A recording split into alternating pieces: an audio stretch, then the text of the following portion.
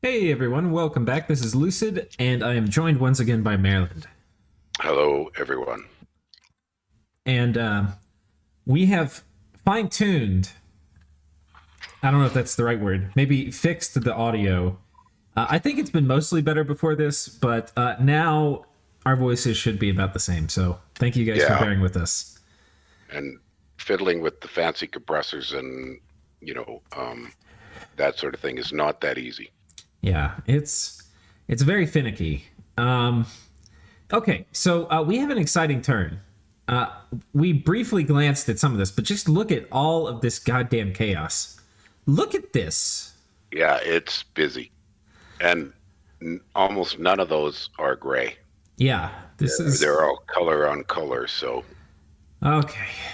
There's a couple tidbits of gray. I see one down there for Vanheim, but everything else is color on color.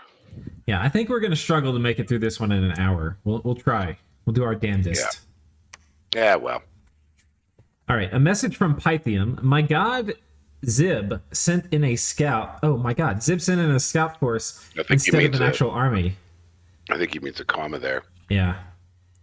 To check if the god had revived, giving me the one turn I needed to get him back. Yeah, we saw him that he got back. The assassin died, but I have a backup gear set, which will need to see how fast I can get my hands on another bracer and helmet. We'll be forging a ring of frost in case Zibalba has alt 6, though I imagined he'd have his mage. Have set up his mage to script if he had it. So, do you want to play this by we wait to look at the fight, or look down to the bottom to see if Pythium has a he died message? Well, let's see. Where's the Pythium? Well, he didn't. Did Zibalba ride it out or not? Okay. Battle in Pythium. Yep. You Pythium see it? Attacks Zibalba up towards the top, number 2. Okay, thank you. I think that's just a probe. Oh, no. Oh my gosh. He's doing it again. He's doing it again. Black steel full plate, Ring of the Warrior, Dancing Trident, Burning Pearl, a hat. So it's sort of a repel build with the Dancing Trident. Sort of, yeah. That's not a very big army. Where did Zib's army go? Well, off to fight someone else. You remember, Nick declared war, so... Oh, no, dude. You gotta finish off the other guy. Light? Oh, okay. Oh, the nice thing about Flight is if it gets surrounded and it needs to run, it will just peace out. And he's regenning. Oh, these are some big hits, though. And these guys do paralyzing poison damage. Right. So look at his fatigue. Ooh, ouch. Oh my gosh. But he's still fighting away. Oh, 8 hit points, he's almost toast. Profuse bleeding, he's dead, yeah. Oh, that, well. But Was there a thug mixed in here? I didn't see one. Just those guys hit hard. Yeah. Be easier to see the thug. There was. An eye catcher thug. That will do it. Let's see. I wonder if he did. You'd have to show the end of the fight, the last thing, to see if he lost eyes. Or can you see it there? Poisoned obsidian blade. Yeah, we can check. If he got hit, he should be missing. Yeah. Both eyes. Yeah. That was what did it. Yeah. The eye catcher was the clincher. Yeah. Good call on. That was a cheap way to cripple that Divine Emperor maneuver. Yeah. Is take his eyes out. Because once his eyes were out, his ability to repel disappeared. Right. I would think. Yep. I would think, if I understand. Well, and it's armor negating damage too from that thing. Right. So it's, ouch. Yeah. It's gonna be a good move. So let's tally over this way and see. But Pythium's not dead. They're not dead, but they've lost maybe their last set of gear. I think at this point you probably should go in. Yeah. Okay, he took these barbs out, is why. Oh. So the barbs had attacked here. He's going to roll back and take it. That was actually very clean.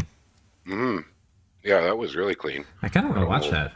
Okay, go for it. I'm just curious to see if he did any. Oh, he's got darkness to his advantage. Right? This is in a cave, or And these guys have, dark vision 50, so they get, basically a bonus. can you click on a barb? 2 just to stats, I check think. the stats? Because the barbs are going to be getting -3. Yeah, -3. But these There you guys are go. going to be getting -1. So it's a bonus of 2 stats. That makes a big difference. Yeah. Oh yeah, look at that. The barbs are just struggling to hit. Yeah, that's pretty clean. That was very clean. We do Well, not we're have a on message from Zibalba. Zibalba, so let's... But we might as well kind of look through what he's doing. Okay, well, that's going to bring us to Uruk. Let's look at Uruk's message. I think that's a good way to do it, yeah. Okay, for reference, I am perfectly aware of Pan's imminent attack. But as Zibalba has also stated that they have no desire for peace, I find myself in a difficult situation. As per usual, I tend to focus all my efforts on the weaker enemy, which, having seen the score graphs, thanks to my own sight and Satis's, is Zibalba by a massive margin. Oh, so he's got a good relationship with Satis, it sounds like. Yeah, I think so. They're sharing info. I have even informed him of such, and he seemed fine with Pan getting all the spoils, while he fought all the armies. Now, who is who here? So this is Nicknight. Strange diplomatic discussion. The response I find of Zibalba here is a little odd. Well, let's finish this and then talk about it, because I've played with both these players some. So it also ensures Pan can't get a really nice seduction on one of my 9 morale high astral mages, which I'm sure he's really hoping for. Okay, so what has happened is Nick, playing Uruk, had declared war on Zibalba. Zibalba probably, though maybe not, reached out to Pangaea for help. Could be. Seeing that, Uruk turns around and says, hey, Zibalba, I know I had ended our nap. They hadn't actually fought yet. I know I had ended our nap. Let's go back to our nap, and I'll just 1v1 Pangaea. Right. Zibalba says no, because now he's in a 2v1, right? A favorable 2v1. Yeah. Uruk then says, okay, well, I don't think I can win in a 2v1 against you and Pan, because Pan is going to take his full attention anyway. So I'm just going to go kill you. So I'm just going to spite you and give my land to Pangaea and basically attack you. Okay. Which is a bad position to be in. But it's a fairly strong diplomatic position. I haven't played Stonetroll for almost 2 years now. He's the Zibalba. Yeah. When I played him, he very much seemed to be one of those players that once he decides which way he's going to go, there's no changing his mind. Yeah. Yeah, I think that's... And so whether you call that hanging on to a grudge or just, I've made a strategic decision, I'm going to play it through to the end. And in both of those games I played with him, it cost him the game. Yeah. In my opinion. Because what happened was, in one, both were Disciples games, and in one, his team just kept fighting a fight that was just an attrition battle forever, and our team just sat there and built up until we stomped him. Yeah.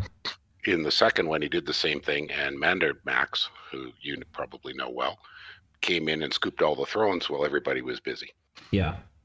So I have a bit of an issue. I don't agree with that diplomatic style.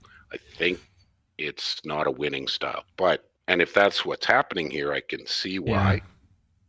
I think the strictly superior diplomatic play from Zibalba is to say, okay, you can go fight Pangaea, but if you lose a big army, I want to start vulturing really early.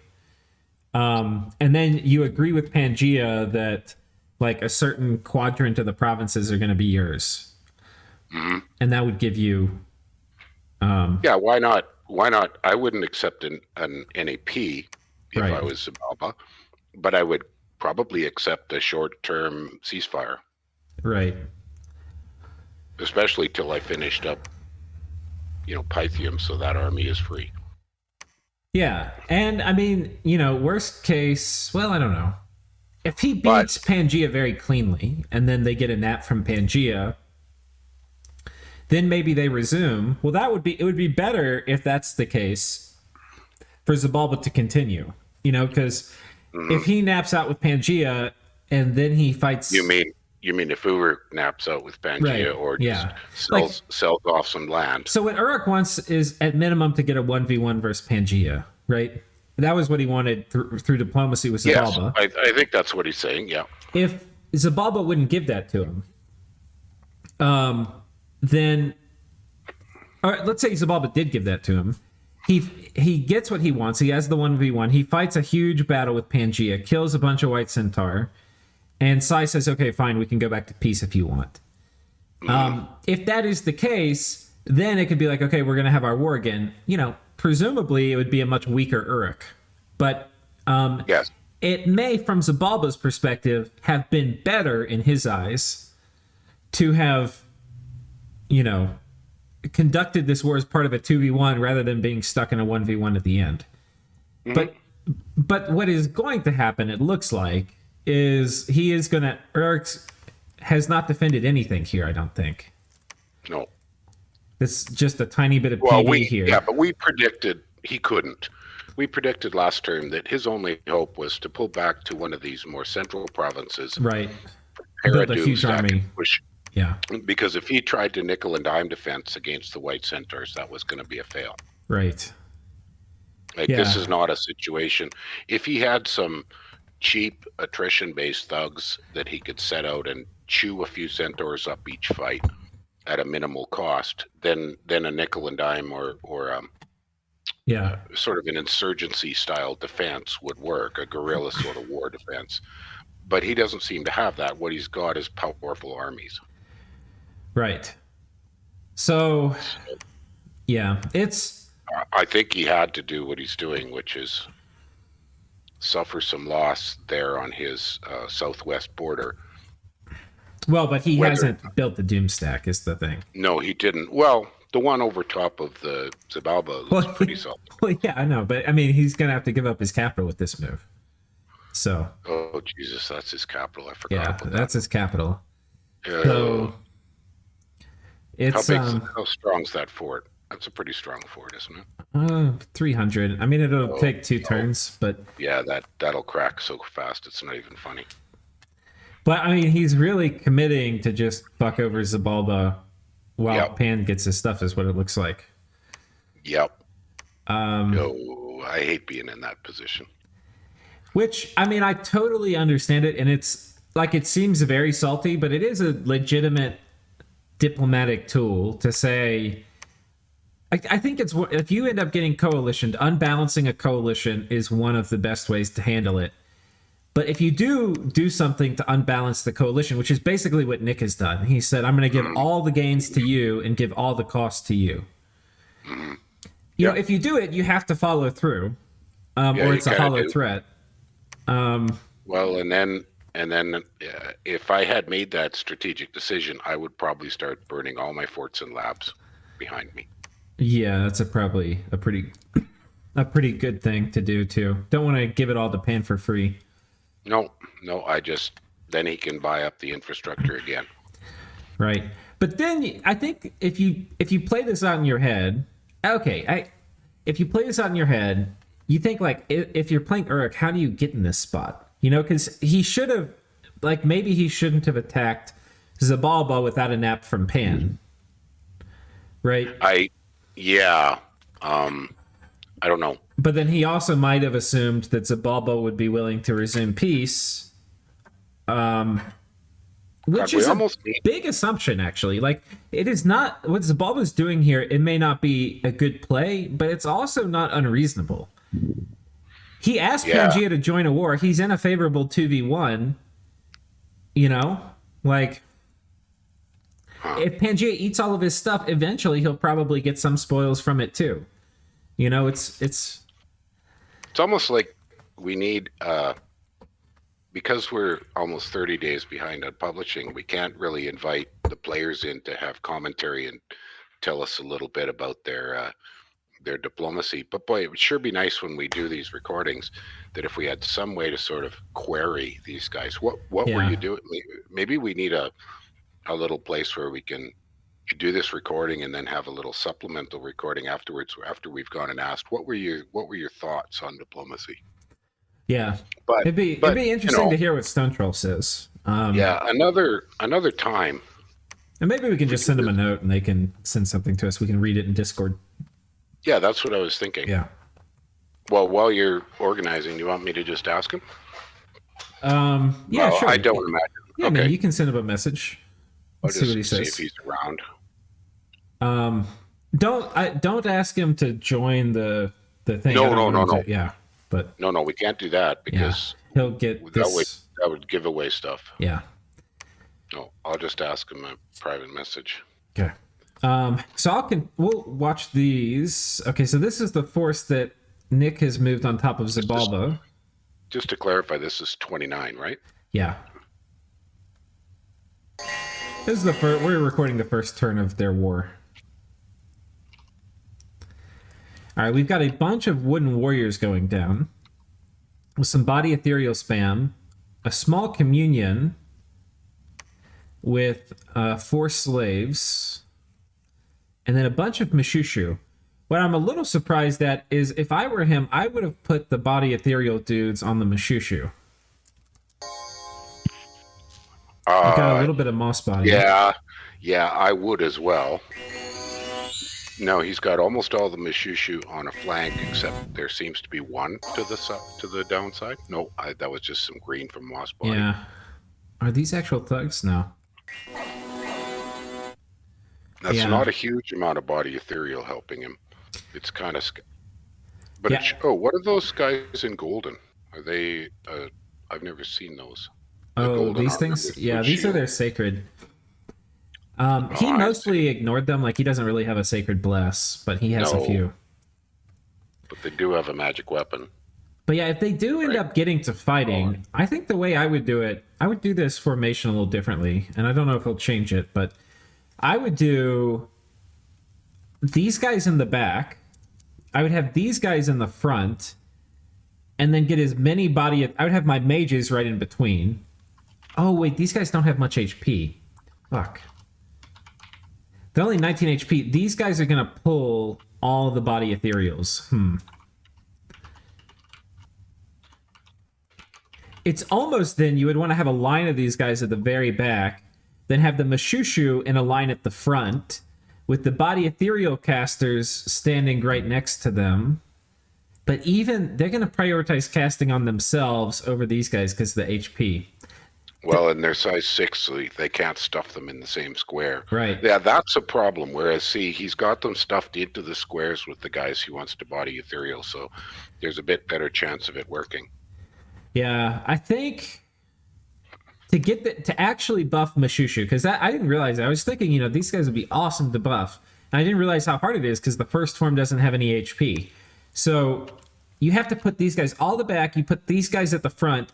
You put the body ethereal casters right behind them, but you have to realize the first body ethereal casting is going to go on the casters.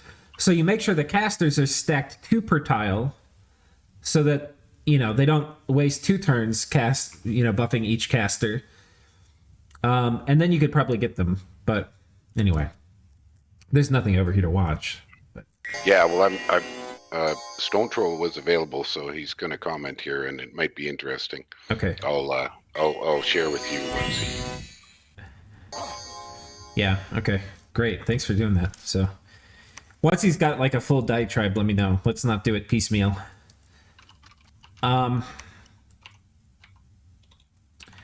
Okay. And Zibalba raids here, but in general, it's a territory. Oh. Nick managed to intercept the War Shamblers, which Zibalba has been holding on to. You remember he's had these for 6 turns, getting ready to raid. Yeah, and he caught him and wiped him. First turn, he caught him. Nice. Oh, that was a bit of luck. All right, so we've got some body ethereal coming out. They could have gone, what did we calculate? They could have gone 4 different directions. Yeah.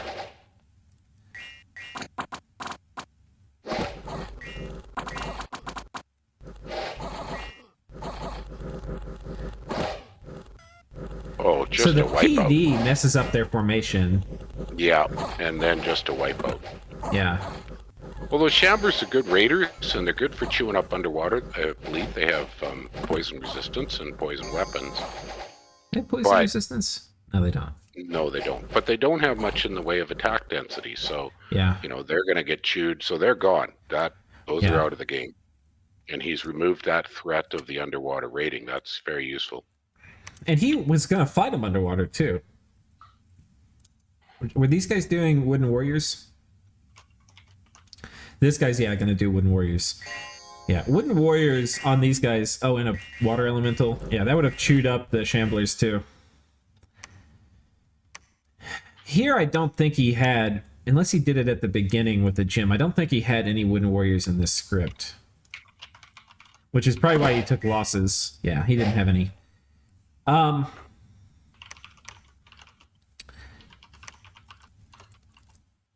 Okay, so he's lost a fair amount of ground.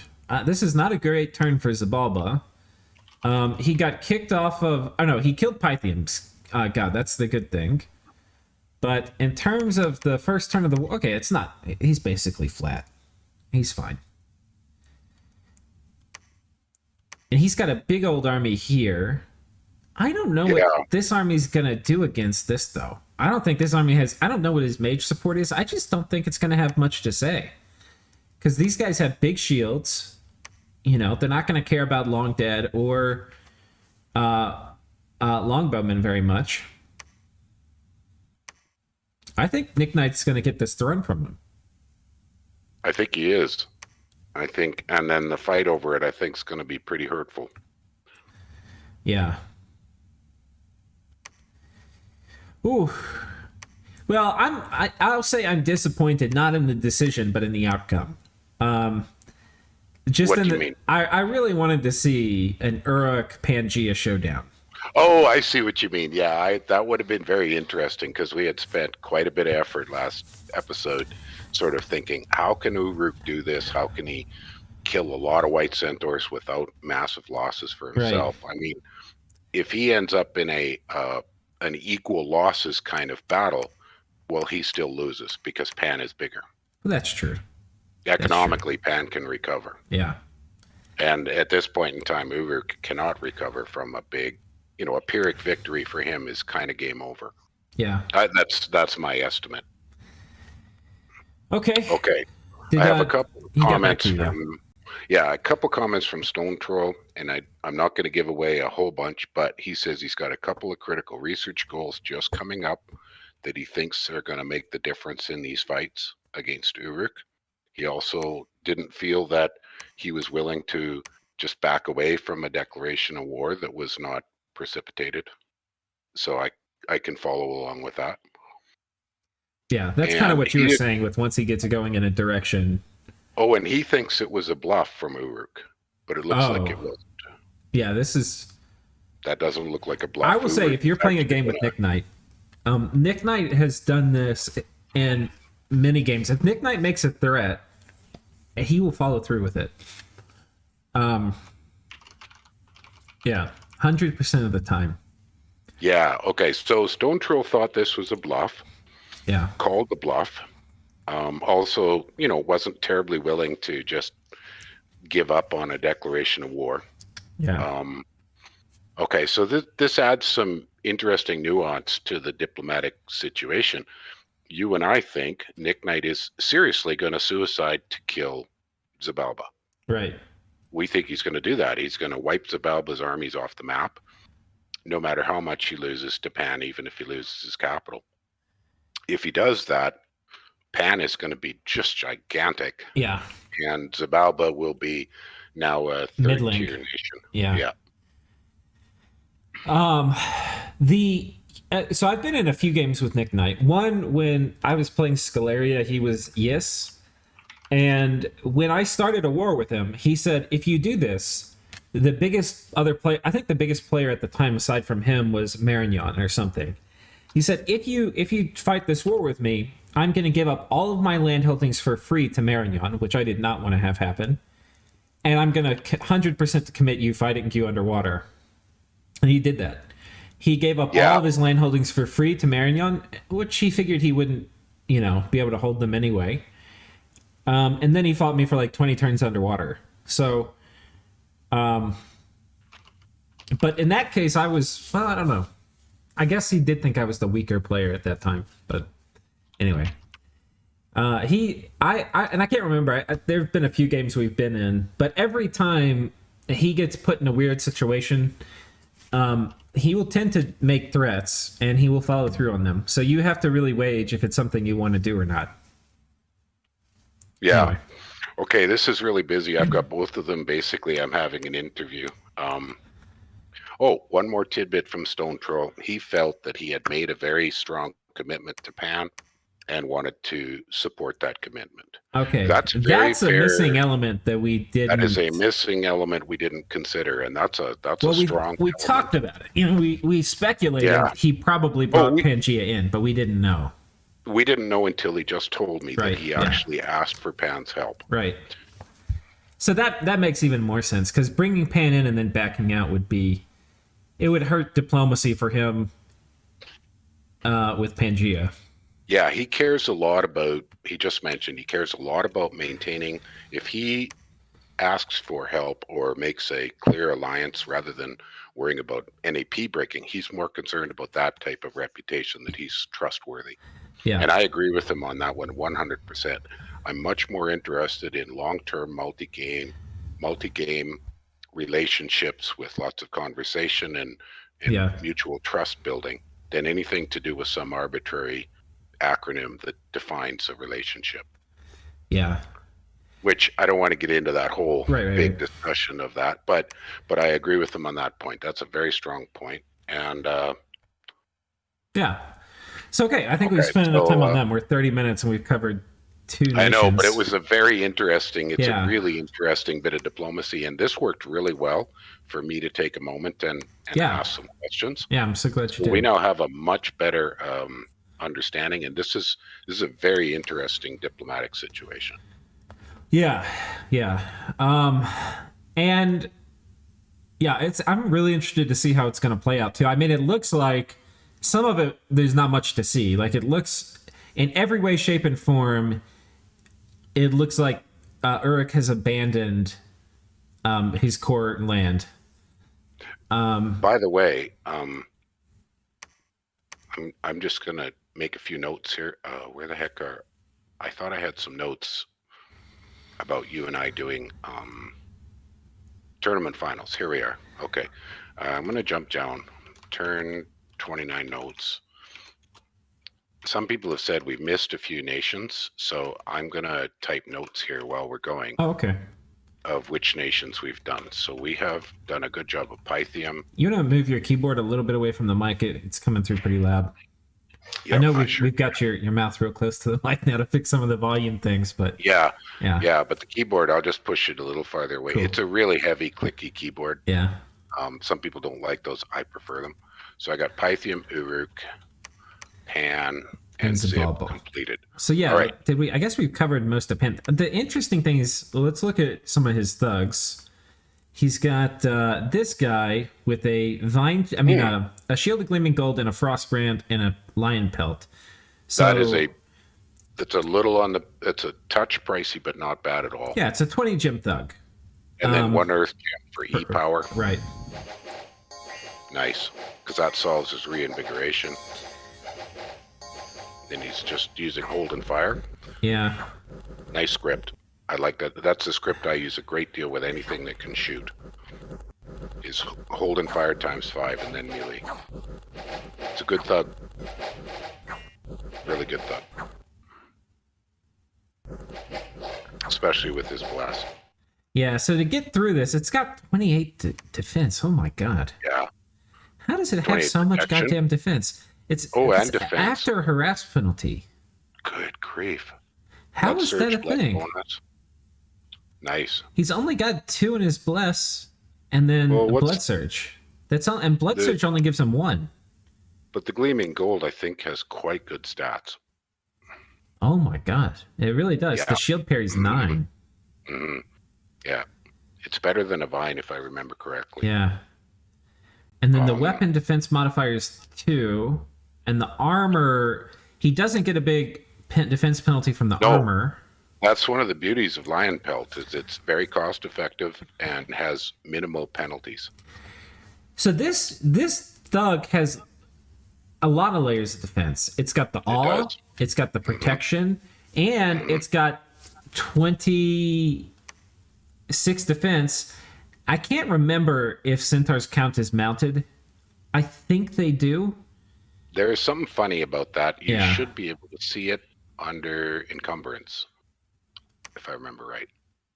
No, I don't remember where you see the little tidbit about. I don't think they count as mounted, from what I remember. Yeah, I don't think they do either. No, I believe centaurs don't. I can try a little. I might be able to answer that question.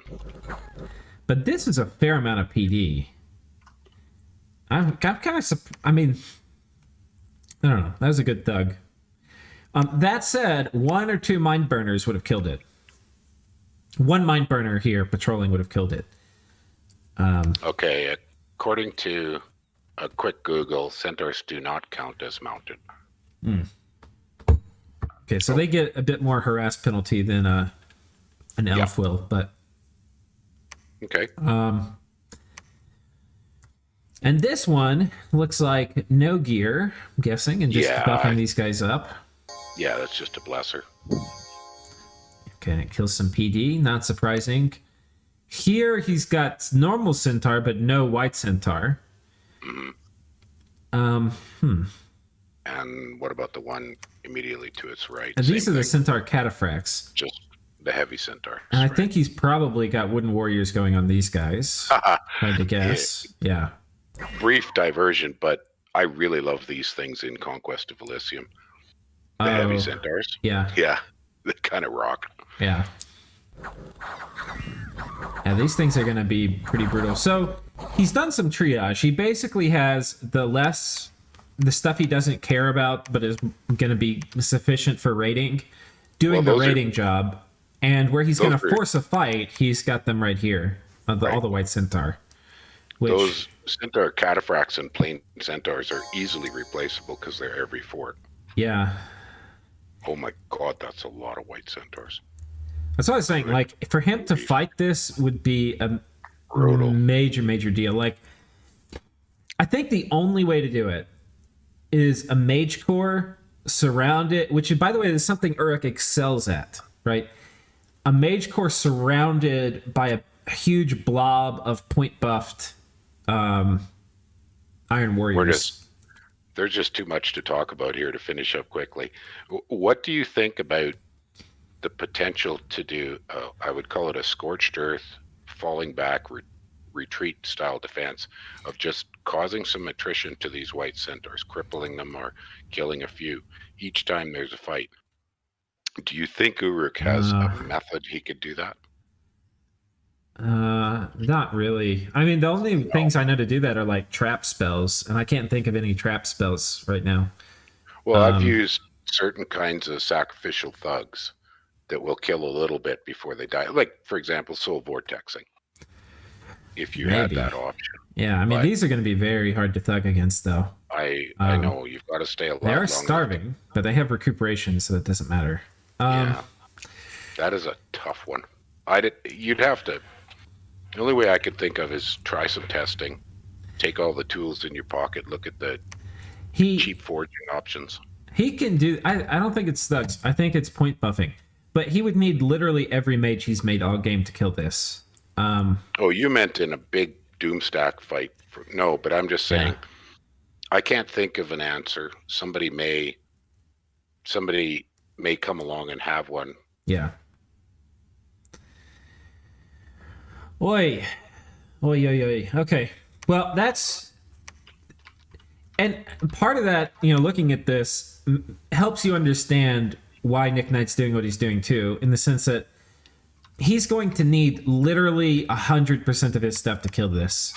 And to have a shot. And if he's... Which means he would give free land to Zibalba. So... It was either give free land to Zibalba or give free land to Pangaea. That was basically his decision.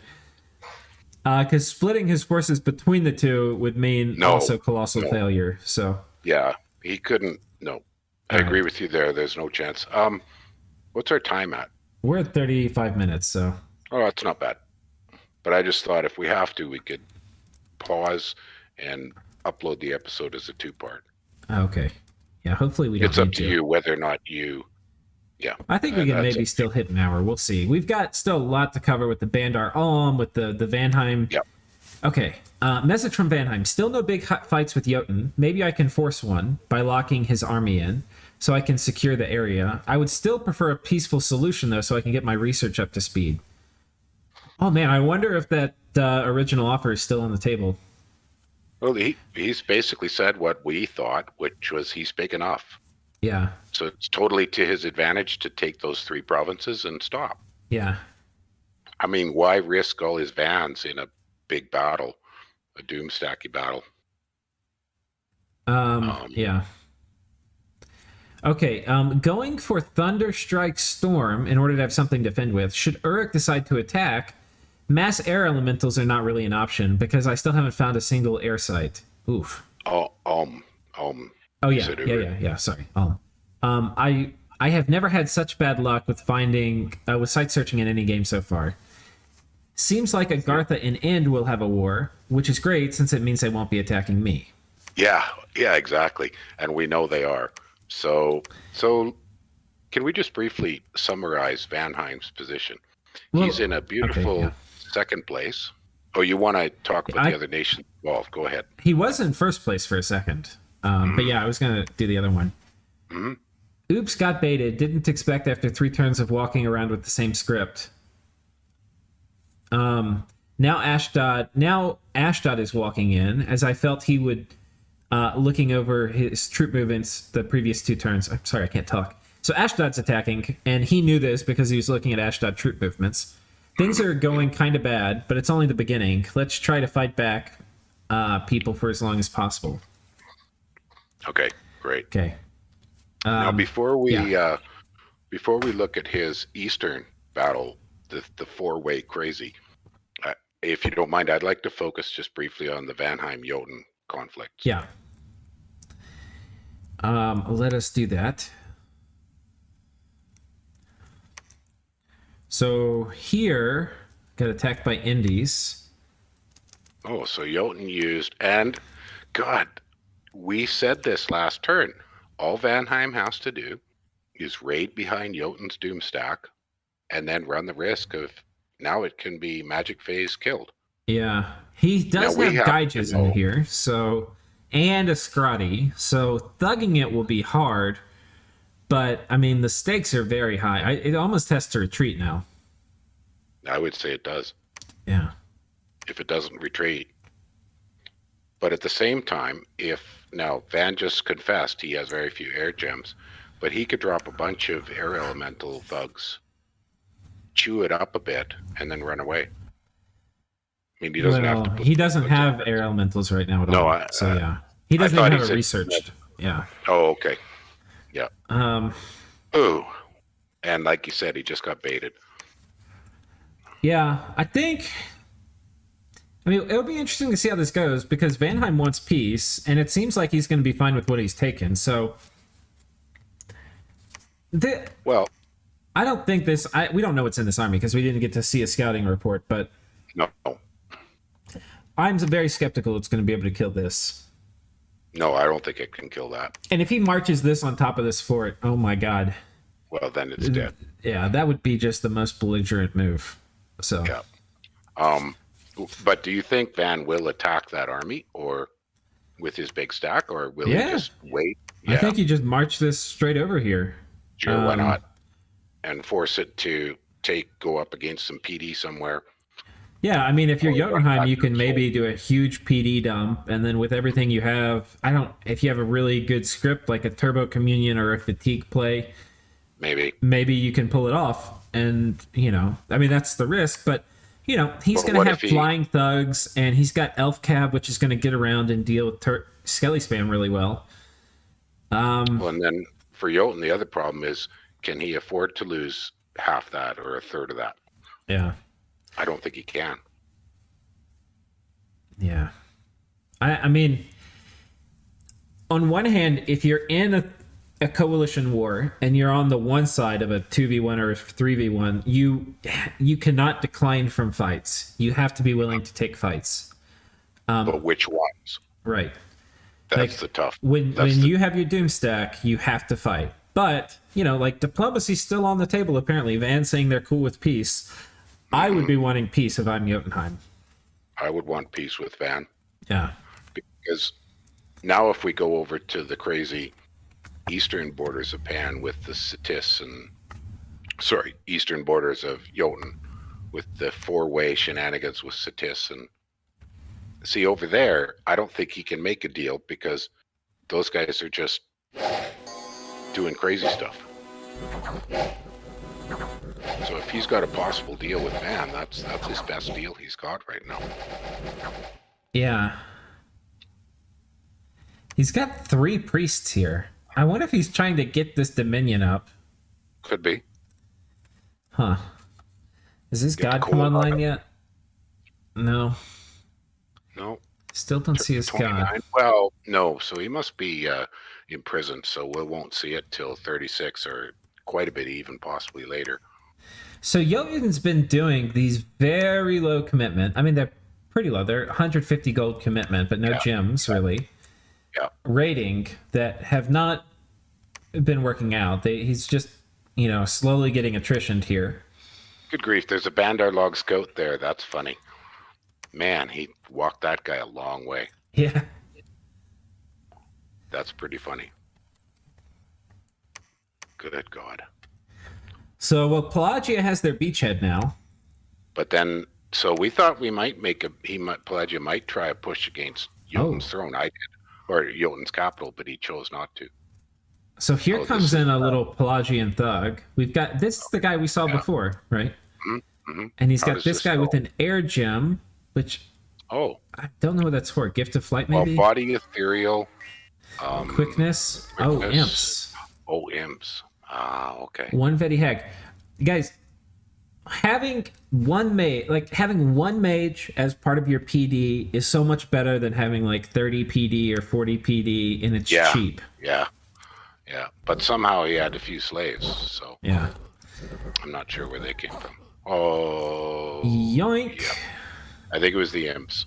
Yep, it was the imps. Yeah, because the imps killed the buffer. Yep. No, that and wasn't the harass a PD. Penalty. That wasn't a PD hag. That was a real mage. Right. So it had slaves. Right. Well, that was costly for Pelagia. And these guys are a little isolated and kind of trapped. Yeah. But I think that was just if they die, so what kind of raid force. Yeah. I mean, not a huge commitment. So, now Satis, what happened here? Okay. Well, Satis had, that's just some PD. Well, let's see what oh my God. This is a major commitment. Army. Mm-hmm. I think he thought maybe that he might meet up with. Oh, it's a turbo communion. Yeah. We know what he's cooking. Mm-hmm. This is probably what he's got also fighting Vanheim. Yeah. So he's trying to engage one of the opponent's doom stacks with that. I think he was hoping to hit the Pelagian one. Yeah. That's my guess on what he was trying to accomplish. Now, interesting, because we've heard from Vanheim what his research priorities are, which is Storm and Thunderstrike. Right. And one of the things that these Turbo Communion blobs are very vulnerable to is Thunderstrike. Thunderstrike will fuck this up. It'll kill the slaves. Yeah. And then I mean, desperately weakened. The thing is, when this is pouring out skeletons, it's a bunch of low HP, not terribly dense chaff. Whereas this is basically a huge ball of evocation bait. And it's got... will focus on that. Susceptible to shock in addition. Right. Thunderstrike will just be like a magnet, like... Yeah. Yeah. And now that's a long range for Thunderstrike, so he's going to want to try, Van is going to want to try every precision boost he can pull off. Yeah. But it's a big target, too. And Thunderstrike is very long range, 100. And I think Wind Guide is not too high at Right. center. Yeah, he'll have Wind Guide available. So. Oh yeah, totally. It's alteration. So that's a big boost. Yeah, that's a big threat. Good point. So that's interesting. Okay, so you've seen the Satis front of this war. Well, if you remember last turn, Satis had moved his god and that army on top of that Jotun fort, and then got himself deeply too, like way too far. And apparently, it looks like Satis is now coordinated. Oh no, there's a Sobek warrior. Why did you lose? Yeah, I don't know. These guys must have been scripted to retreat. I guess so. Yeah. Okay. They ran away. I don't know what Pelagia was doing here. I don't know. Because it was the whole Satis army on here. And anyway, he comes and knocks the Sobek warrior off. He's retreated here where he catches a couple mages. Yeah. They're going to do swarm spam. We had discussed that Satis had seriously overcommitted his god. Oh, and then he sent a dirt cheap raid. And he bumped up against Vanarus. So now This is Vanarus what you were talking about last time. They're not coordinating. Well, now they're going to start fighting each other. Well, yeah, because they're not. Of course, they're not coordinating because they're fighting each other. Good grief! What a mess! It is the biggest mess I've ever seen. So who's lost what here? So let's see what he's got on this guy. Pretty basic. This is look at God killing thug kind of. Yeah, that's a counter thug. Doesn't have much in the way of, except for misform. Doesn't have a lot in the way to manage mobs. What trait? Enormous strength. Oh yeah, that's. But yeah, he murders these Sobeks though. But I think he was trying to find himself a lone scratty. Yeah, that guy gets chewed up because he just can't control the. He just doesn't have enough mob control. Oh, and now he's useless. Well, but I think they got the commander. Oh no, there's one back here. Go home and retreat. Go home and turn that guy to a researcher. Okay, yeah. That didn't go well. For Vanarus, I mean. Well, I mean, if he lived, I don't know if it's probably not worth it, but he did kill, like, probably 200 gold worth of stuff from Satis, which... But he took a chest wound in the process. Yeah, but I mean, it's not even a 200... It's probably like a 300 gold chassis, and he killed 200 gold of stuff already. And he probably has lots of those around, so he can swap take it it home. Yeah. So just north of there, what did Jotun do? Oh, that was... So Jotun had that... I think that army there was sitting on the throne. Oh my gosh, I'm getting anxiety watching this corner. This...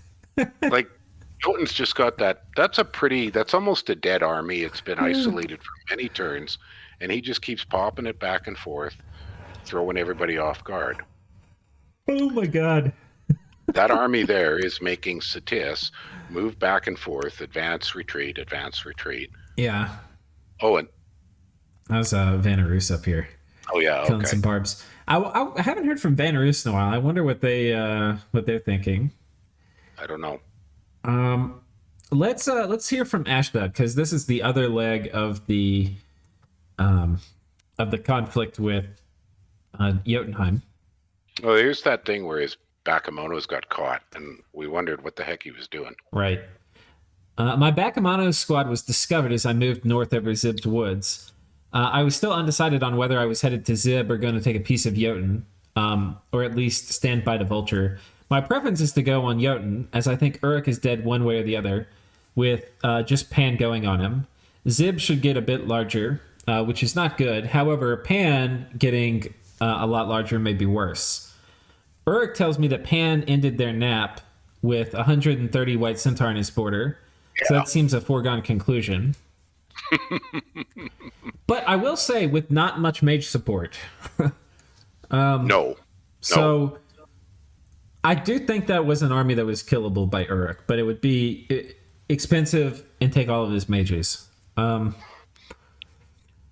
think taking the free land is a no-brainer for both Zib and me.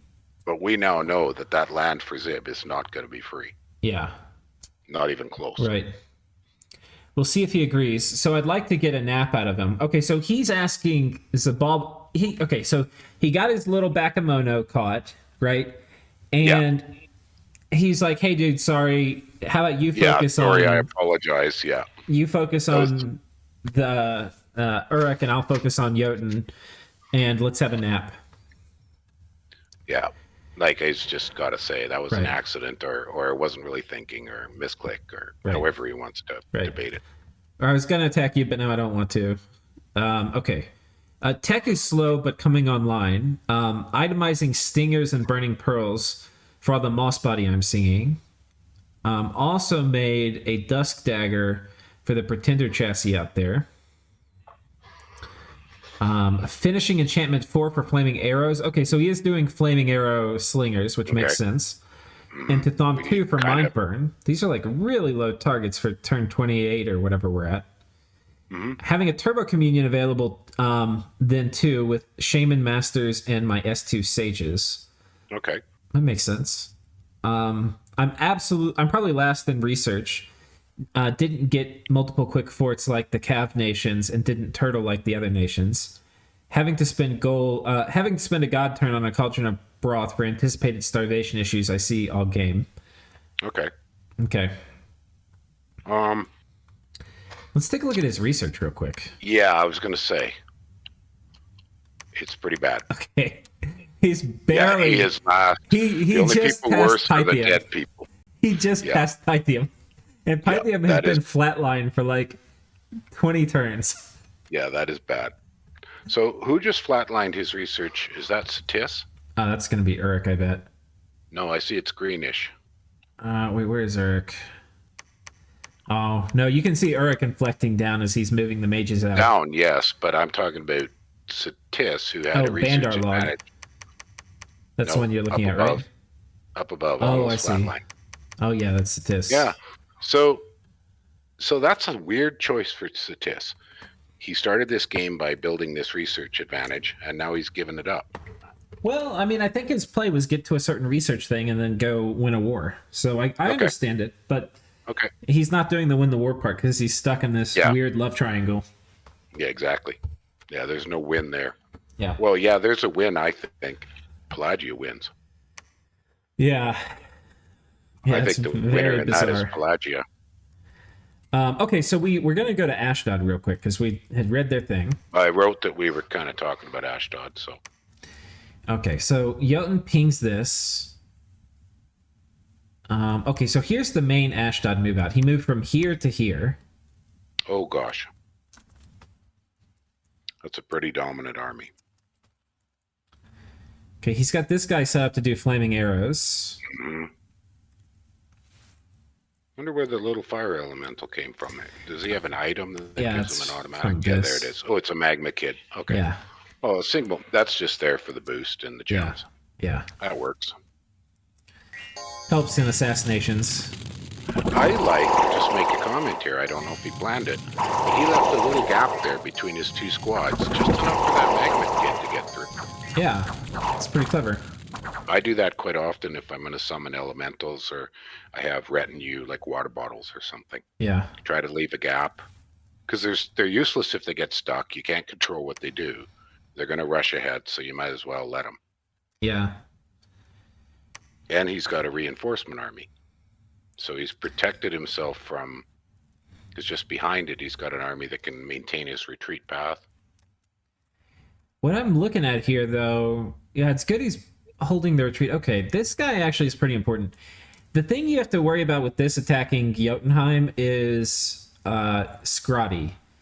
And having one guy you're pretty sure is going to spam out Mind Burn will go a long way. Because a Scrotty with a little bit of fire gear is not going to care at all about slingers with flaming arrows. Well, he just told us he's got the potential for turbo communions. Right. So he might be bringing up more shaman here. Yeah. And that way he can make a turbo communion there. And I think that's what he needs to do. There's too little mage commitment for fighting into... Like, this army by itself is disrespecting Jotunheim. But he may know, like we do, that Jotun's got his two fairly good doom stacks pretty committed. Right. Yeah. I mean, he's vulturing, so He's like the last person to... But if you click on his army just to the southwest of that one, does it have Magi? We don't see any, really. Can't really tell. No, just a Raphite commander, so I don't think so. Yeah, but he's got... I would think he could bring more Magi up very, very soon. Yeah, these guys are probably going to raid here, but I think he needs more, because a single Scrotty would, with the right gear and the right buffs, should mess this up. You can definitely tank Anakites with Scrotty. So, but a mini Turbo Communion would be very substantial. I mean, six Magi, another 4 with the 2 that are there. Yeah, could make quite a difference. A few Mindburn spammers and Scrotty are just completely impractical. So that's a good comment. Okay, but that's interesting. For Jotun's, that's it for Ashdod's actions. He's in an envious position that he's got a single front war against an opponent who's very, very busy. If he gets like this fort and this and this, if he picks up these 4 things, that would be a nice little pickup for him. It sure would. Hopefully he's talking clearly with Van, because Van is the one we know. He knows, and we know that Zibalba's committed. Yeah. But Van is the one whose raiders might conflict with him. Right. Okay, who have we not... We haven't talked about Bandar Log and Alm. Is that all we're missing? No. Well, not really, because we haven't really summarized any comments about Satis. We've talked about Satis. Okay. Is there any more really to say here? I mean, what do you think Satis should do with his major army? I think Satis is fucked. I think he's got to pull back, I think. Thing is, like you said, he's pulled his mages, right? His research line is flatlining. So where did they go? He doesn't have any hope of winning a war. Not right now. The best thing he can still do, in my opinion, and it's almost getting too late for this, is peace out with Jotunheim and fight Vanarus. Because... And we mentioned that before, that with him and Pelagia sharing his only direction at Jotun, and Pelagia overwhelms him, I think. Yeah. He just can't move down to his southwest. He's got to move northwest. The other option, and it's not a great option in my opinion, is peace out with Vanarus and Jotun and let them fight each other. Whether Vanarus would let him take this fort off him, I don't know. But if they accept that, he could come up here and mess with Alm. Yeah, that's possible. But going over here and fighting End, well, I guess it's about just as far. It's just going to take a long time to get there. And we're getting late enough in the game where you need to be winning your first war, you know? Yeah. So just starting it on turn 34 you're asking for trouble. And we know he has a second army that we can't see, so it has to be in that fort. Yeah. Because it was moving up. It was where the double death sites are to the northeast last turn. So it must have moved in one of those 2. It must have moved into the fort. So if he wants to doomstack now, he's got to combine those 2 armies. And keep his god alive. I mean, I think he's got to keep his god alive. Okay. Well, that about sums it up for Satis, I think.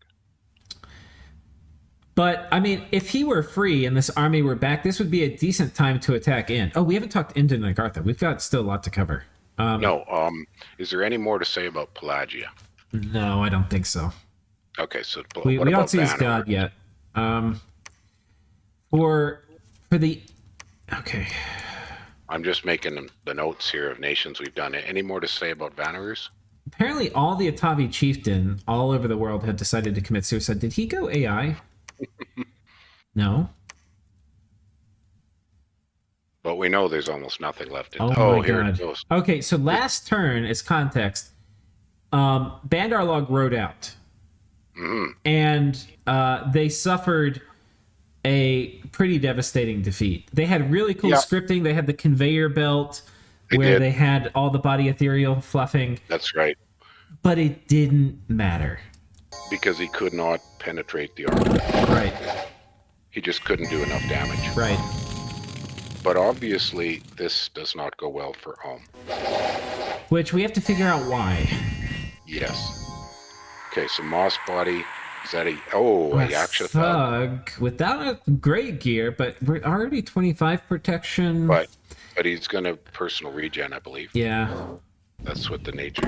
What about the other Yaksha? Is there another one? Oh. Yeah.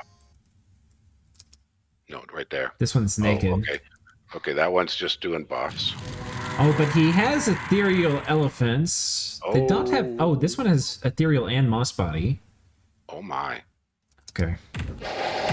Okay. And then look at the cave drake.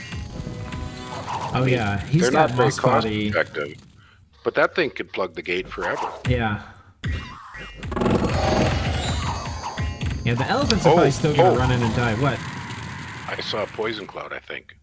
That's a sleep cloud, I think. Oh, sleep cloud? It looked like it was darker green. Yeah, poison cloud would be better. No, there's some poison. There's some poison on some of those flail guys. I think that must be from moss body. The elephants didn't live long. Some magma bolts coming down. These guys starting to clog up the gates. Okay, this thug is getting in close. The thug is coming in. They've got Lucky, Twist Fate, Moss Body, Body Ethereal, Iron Skin. Oh my. All Regen. Wow. Okay. And Body Ethereal on the couple of Bandars. Yeah. Okay. I'm just watching this. Some decay happened there. Mind Burn's coming in from the back. Okay. Okay. Sleep Cloud putting everybody to sleep. And so they just sit there. Dude, Sleep Cloud is doing some serious work. It is. And that Yaksha is killing. Look at them nodding off. I think the battle's going to time out from here. Yeah, and look at that cave. Oh my god. Ooh. Did he get knocked for 40 damage? Well, a lot, anyways. But he regened. What was his last thing? Oh no, I think he killed somebody for that much. No, Black Plate hit Yaksha for 0 points of damage. Oh. They're not hitting it. They're not penetrating. Yeah, and these are the Guardians with the Black Halberds, which should fatigue him out. Yeah, he's at 72 fatigue. He's got a few of these guys attacking. Oh, that could be the difference. 77. Look at the mind burns. 82.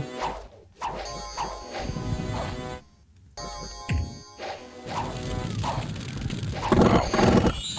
Oh, the cave drake's taking a beating finally. Yeah, you're right. That cave drake though has done work. Yeah, it's held that they're gate running. Well.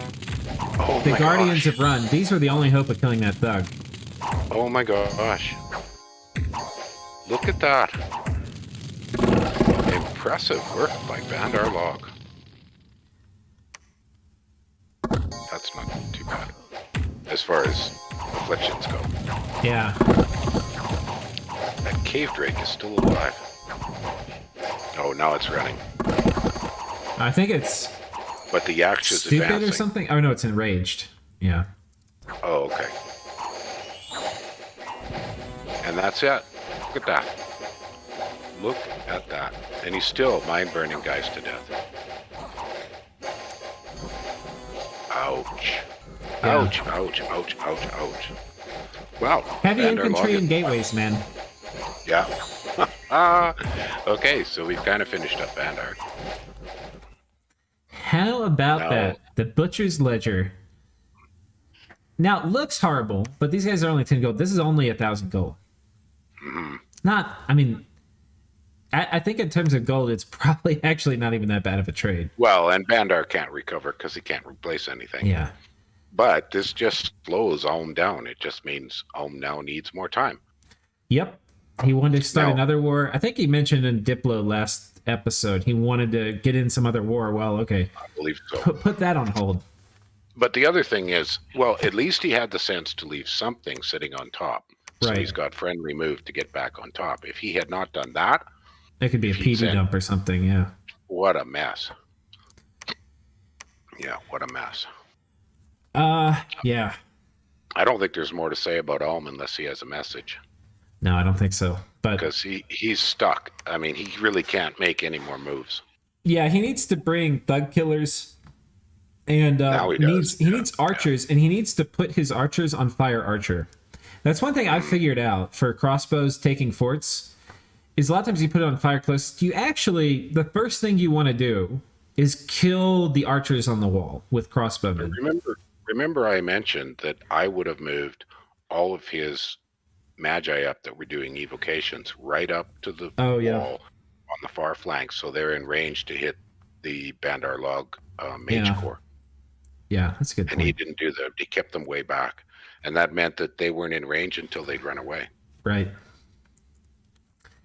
Okay, so that's these guys. We're over an hour now, so time to come to the spiciest part, which we've saved for last, which is Andin Agartha, which Agartha has rolled out. Agartha has said, what is with this formation? You remember what we talked about last time? Line of Shard Guard with behind them a line of these dudes. What is he doing? No, this is better than it was, though. I agree with the Magma Kids on the flank. Yeah. And at least, see, last time he had them all kind of jumbled up together. So, but what we talked about is the Shard Guard could be in front, because now the heavy infantry are going to get way ahead of the Shard Guard. Yep. Get wiped out before the Shard Guard even engage. Yep. And the Shard Guard, you can pack one of these guys in a tile with the Shard Guard. So once these guys run, then the Shard Guard are going to be stuck occupying a tile, one per Shard Guard. Mm-hmm. Once again, I also like the idea of maybe putting the Magma Kids a bit farther back. I agree with that. Because you really want, like, Shard Guard line, heavy infantry line, you want that to take the brunt of the damage, and you want the Magma Kids... Their job is to hit things, not to tank. And I think they're pretty quick, too. Well, so they're going to run actually out in front of everything, most likely. They're quicker than most of the rest he has, and they don't tank well. Right. So, don't like the formation. No. I agree with you there. On inside. This is fine. This is a great formation. Big long line, which is probably on attack rear, which means there's a good chance it gets over here and flanks. Mm-hmm. The problem with this formation is wherever it makes contact with these Magma Kids, there's a decent chance that the Magma Kids will just punch a hole in it, and then they can work their way in. Now, I would have used a couple of bait squads. He didn't do any. He's got the PD up front as a bit of bait, but he's got maybe he doesn't have anything. If I had a few really cheap, he's got some javelin spear guys. Yeah. He's got a little bit of crossbows. These javelin, these would be a good bait squad. They'd be a good bait squad because they're not doing anything back there. And what about those blue swordsmen? And it's hard to tell, but he's got a lot of magi mixed in here. There's two magi here. There's a magi here. There's a fire one here. So some buffing. Yeah. So let's see what happens. Let's roll it. Okay, see buffs. Lots of imps being summoned on this side, which is going to probably... Oh, look at all that Strength of Giants going off over here. Everything got Strength of Giants, and that's a big difference this fight last time, is all these Magma Kids got lit up with Strength of Giants, and that's going to make a huge difference. The only thing that would add to this is if he had protection buffs for the Magma Kids, but he probably doesn't have that available yet.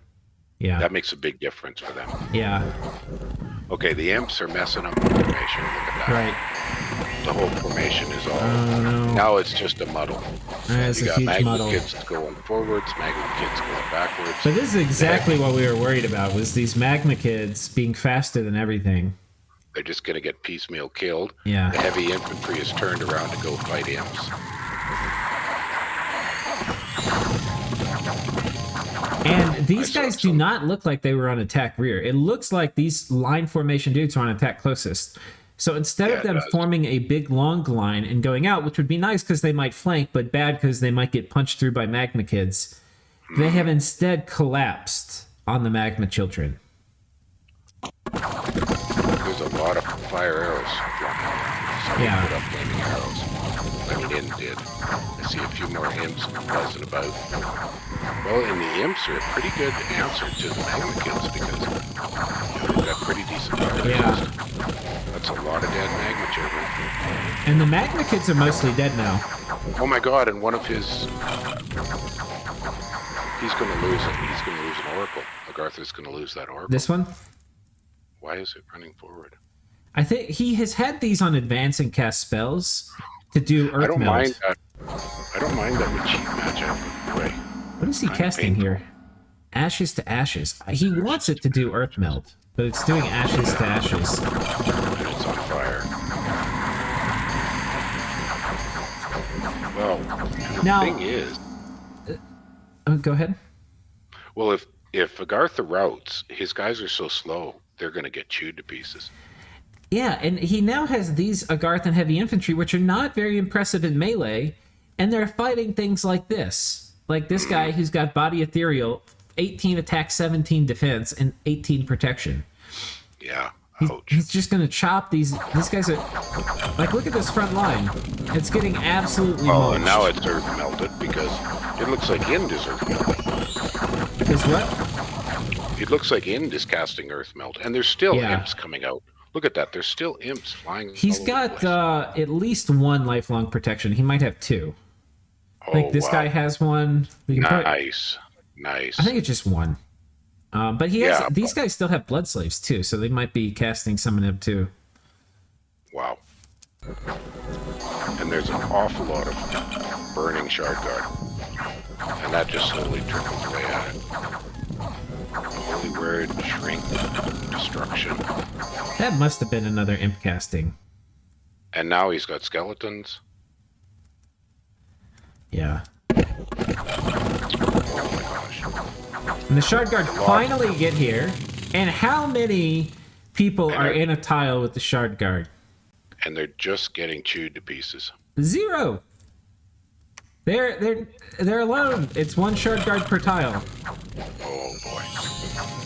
Yeah. So they're getting harassed. They're being earth melted. Yeah. They're on fire. The Olms rush forward, so some of theirs may get killed. Maybe not. But there's imps chewing up Olms. Oh man, the imps are fucking up the retreat. Totally. Look at that. Now the Magi mostly got away. Agartha's Magi mostly got away, it looks like. You know what is going to tell the whole story of this? None of the Shard Guard are getting away, and very few of the heavy infantry are going to get away. Look at this. How many Oh, I kills know. do you think the Shard Guard got? 10? Okay, I'm gonna If go that. with 5. No, they got 21. 20. Okay, but hardly anything, right? They did almost nothing that fight. The Magma Kid did a lot of Except kills, die. but he lost every single one of them. The heavy infantry got a moderate amount of kills, Yeah, but they died almost to the man. yeah. All the Shard Guard are dead. He lost 1 Air Thriddy. He lost 3 Golem Crafters. Didn't lose any Oracles. This is gonna be hard to recover from. And On inside, he lost about half, a little more than half of Okay. his sacreds, because when you add these Okay. up, or about half, he had about 120, and he lost about 60. but So- he killed 70 Fire Gems worth of Magma Children. Yeah, He killed, we figured maybe 5 Shard Guard at best a turn, so that's 6 cap-only turns of Shard Guard recruitment. This is a punishing defeat for Agartha. yeah. Punishing.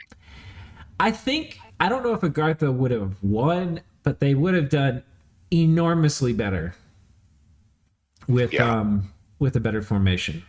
Yeah, yeah. Like they It's had just- the right mages, they had the right buffs. But you we know? also had some critiques of some small changes we think Ind Yeah. could have done to reduce some of his losses. He could have soaked some damage with some of his cheaper troops rather than risk his soldier priests. Yeah. A few more bait squads. And also had an easier thing to implement. He didn't, he has a line of, he just needs to make a line of guys and have his good units all make contact. Agartha has a more challenging task where they need to get the Shard Guard to make contact with 1 heavy infantry per square, and then have Yeah. more heavy infantry to protect the mages and to fill back in gaps in the line. Yeah, attack density is hugely in Ind's advantage. I'm just wondering what cost Ind his sages, but I'm guessing maybe they were communion slaves and just over fatigued a bit. Yeah, that's Or a it good was guess. a lucky shot from some, because there was no archers on the Agarthan side, so We it could have can- been a lucky shot. We can maybe check real quick. You have the end key, just jump ahead. Let me Okay, we've got a communion master over here. Oh no, there's 8 slaves. So he might have lost some, but it would have been. It's not like it burnt his communion out. No, but that's probably what it was. Yeah. Yeah. Okay. It's not a huge issue. Oh man, he kind of got wrecked here. Oh, that sucked. He lost a holy 3 and a holy 2. I mean, this is actually significant. And he probably had a temple here if he had all that stuff. Yeah, but that's a lot of werewolves. Yeah. 15 werewolves. That's a pain in the ass. I think there was a temple here, but we'd have to go back and check. That is a pain. I mean, this probably is like almost as much gold. Not really, but like almost as bad as the Agartha attack. But there's not a lot he could have done about that. Yeah. Those werewolf attacks are a huge pain. And here he goes. He's pushing forward. He's going to take that fort. I mean, what can Agartha do? Agartha now is flummoxed. They have lost their main army. Almost nothing survives it. They have no magma kids. They just have this garbage heavy infantry. They have almost no shard guard. Yeah. He's in deep trouble. He's in deep trouble. I think he's basically screwed. Unless he can figure out some like weird Oracle super combatant thing, which would be very hard to do. I don't know. He's in trouble. He's in big trouble. Because now we were talking about Ind had difficult decisions on how to move. Now he doesn't. He just pushes straight forward. Yep. He just takes each of those armies, pushes them directly forward, takes that fort, pressures the capital, and then it's cleanup time. Yeah, the only thing for Ind is hoping nothing comes in and gets backstabbed. But Satis isn't in any position to attack him. Uruk is obviously very busy. Vanheim is busy, and Zibalba is busy. So there's nobody that's set up to interrupt this, which is... That's exactly what he needs. It's like 8 turns to just wrap this war up. There we go. Okay. And then I think that's it. Haven't we covered everybody? I think so. Well, I've got that we've done 14 nations. So that's it. Yeah, we've got 2 eliminated. So wait, you have any closing thoughts, Maryland? I think we've covered most everything. The next interesting tidbits are going to be how does the 3-way Uruk Pan Zibalba play out? Right. I'm curious to see if Jotun has some diplomatic solution to some of his issues. And I'm really curious, what is Satis going to do now? Yeah. Maybe those are the 3 things I'm looking forward to in the next turn. Yeah, I'm excited to see what happens on all those fronts as well. So, any other thing you're really looking forward to next turn? We haven't heard anything from Vanheim. I would love to hear, not Vanheim, from Vanarus. I would love to hear what Vanarus is thinking in all of this. He's been kind of a silent party. You know, since we've decided that it's okay to ask them, why don't I ask him if he'll send a message next turn? Yeah, that's great. He can, maybe he can do it in Discord because, they're way farther ahead in the game. All right, cool. All right. Well, thanks for joining, Maryland, and thank you all for watching. You are very welcome. All right. See you next time. Bye-bye.